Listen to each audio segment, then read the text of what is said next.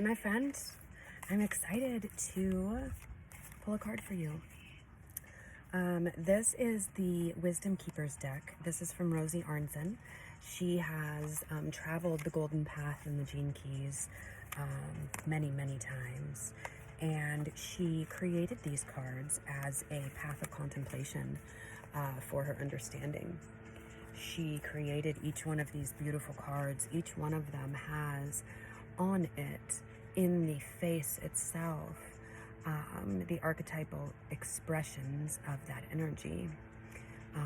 Each card has a story. Each card has a history. Each archetype comes from a deep well.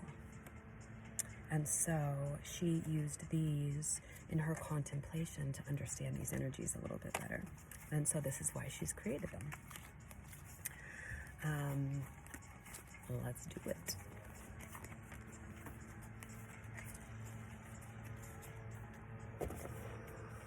So, Summer. What is it that Summer could use? What could bring more joy into Summer's life? What information can she use to help support her life and everything she's doing in it? I don't know, but I would like to.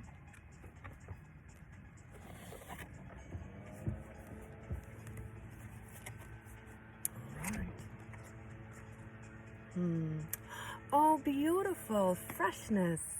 This is the energy that we are in this week. This is the transiting energy. This is what the cosmos right now are feeding us with and asking us to pay attention to. This is beauty and freshness. The lowest expression of this is entropy. I wrote about this yesterday. Entropy is when our vessels, our vehicles, are no longer operating in their designed status, and so they then deteriorate. Entropy is deterioration from the inside. And one of the reasons that we do that, entropy, so I like to talk about the shadow before I go into the gift and the Acidic expression. The reason I do that is because the shadow is where most of us can identify. The shadow is where most of us can have had those experiences in life that have left an indelible impression on our heart. And the shadow here of entropy is telling you that when you are not being the creative yang that you are designed to be, the creative spark, when you are bringing creativity into this plane, this is the first gene key. This freshness, newness, beauty, when your body is not experiencing the purpose that it is here to experience, it will become entropic and it will then deteriorate from the inside. You and I, I'm sure, have both experienced this when you have had an experience of just making yourself small,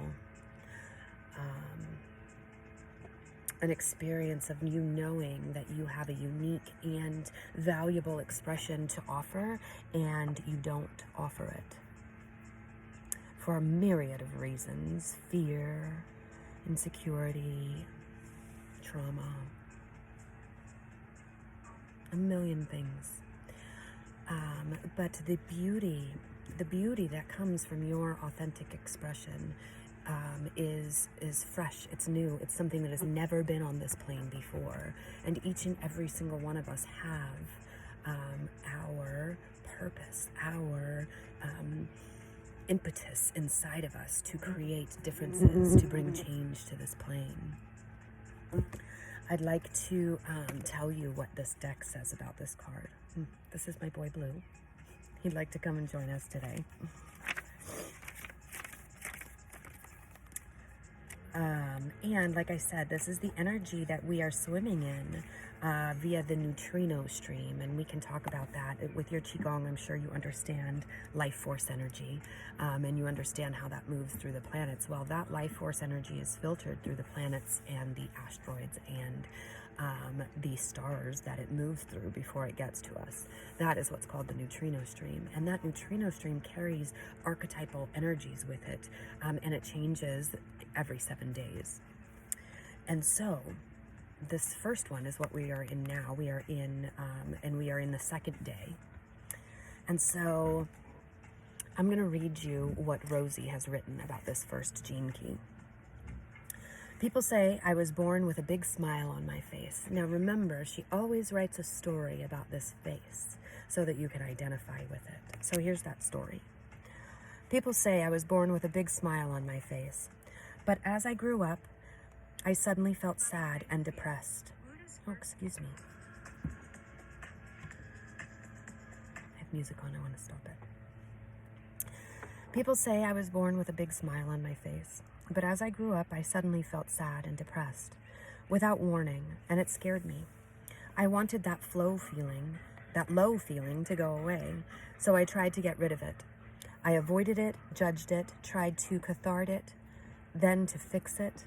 I even tried to predict it, and I got pretty good at explaining it. But I couldn't control it. The gloom came wherever it felt like coming, never asking for my permission. For a while, I managed to push the pain away by keeping myself nice and busy.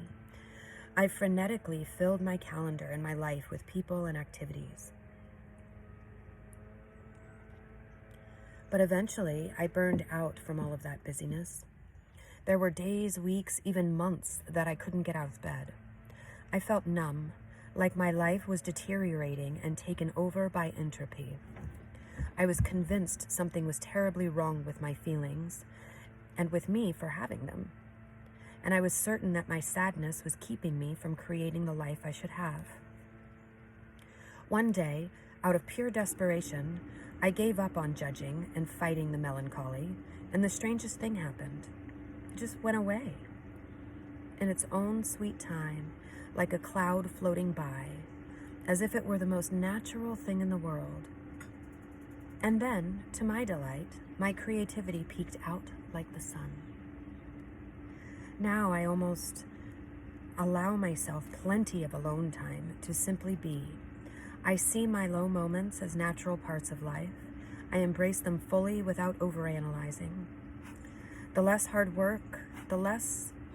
I work at it, the more I find joy and aliveness rising up from within me, as well as a natural desire to express that joy in a creative way. I now trust that it's actually healthy for me to burst forth with freshness and enthusiasm when joy appears, and then to withdraw and enjoy my solitude when creative rumblings pull me inward. I have the best impact in that way. When I look at you, this is my gift to you. When I look at you and you're feeling down, I know that nothing is innately wrong. Your wise body is recharging, and something deep and creative is growing in your beautiful belly. Please do not worry if you don't have a clue about what's being born. Just do your best to trust and allow for your feelings and take a little me time. Soon enough, you will feel renewed and ready to burst out into the world with freshness and a new perspective. The more you learn how to embrace your sadness with open arms, the more energized people will feel when they are around you. They will see the light and fire in your soul.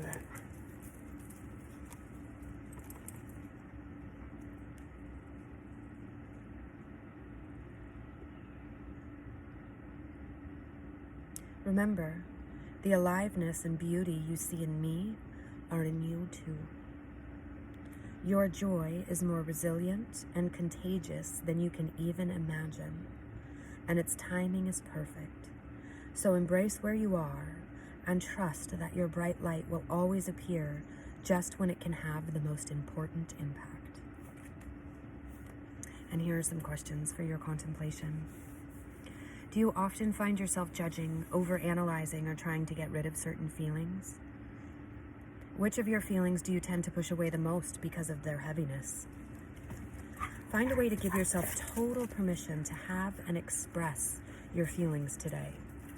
Write about it in your journal, share about it with someone you trust, listen to a song or watch a movie that captures it.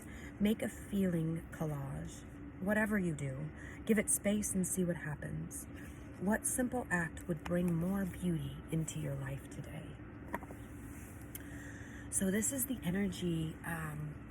I hope you'll allow me the liberty to talk about this energy, because I feel that your depth can understand this depth. These 64 keys are the story of the universe, the story of the cosmos, the story of our birthing into whatever new is coming. These 64 archetypes, as I'm sure you're familiar with the I Ching, these are what our ancients saw as the story of our unfolding. And in gate 1, this is the very first. This is yang, all yang energy. Gate 2 is all yin energy. Gate 2 is the spark, or excuse me, gate 1 is the spark. Gate 2 is the womb. Gate 1 is the freshness, the newness of unique, authentic expression coming into the world. Gate 1 is can also be the melancholy and depression that come when you don't have anything fresh or new to offer the world. That melancholy, though, that depth, that darkness, that womb that you get into is the fertile ground for creation. It's the fertile ground for your beauty and your freshness to make its way on this plane. So my channeling, or the message that I'm receiving today for you, is to allow yourself the darkness, allow yourself the depths without judging or making stories about them, and get yourself into that creative space of spark. Your light that's inside knows itself in the dark. So if you are encountering any spaces of blankness or numbness or darkness, I would encourage you to embrace that. Embrace the numbness, embrace the darkness, embrace the melancholy, because within that space, that is where your light will be seen by you and then be able to be brought to this plane with beauty and freshness. So, thank you. And I look forward to meeting you in the flesh. I know we have energetic connection, but I will be home in November. I will be in Las Vegas in November, probably for around a month. So I would love to meet you. I hope you have a great day.